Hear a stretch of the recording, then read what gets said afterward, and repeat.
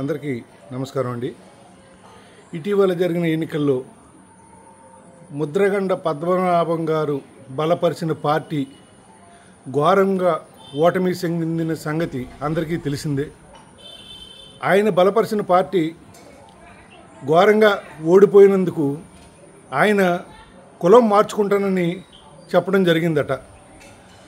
ఆయన తీసుకున్న నిర్ణయం ఏదైనప్పటికీ ఆయన మా రెడ్డి కులంలో కలవాలని గెజెట్ సిద్ధం చేసుకున్నట్టుగా 4 రోజుల క్రితం ప్రకటించడం జరిగింది.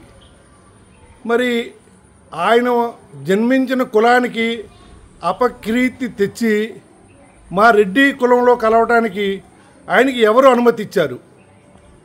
మా రెడ్డి సంఘాలు ఉన్నాయి, ఆ సంఘాలు కూడా ప్రస్తుతానికి ఏ విధమైన మాట్లాడలేదు.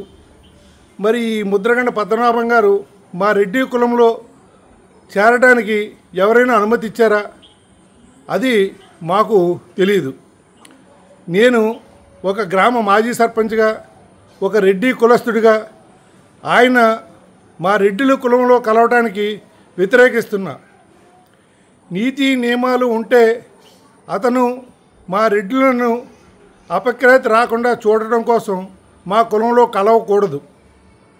మా కులంలో ముద్రగండ పద్మనాభం గారు చేరటాన్ని మేము వ్యతిరేకిస్తున్నాం.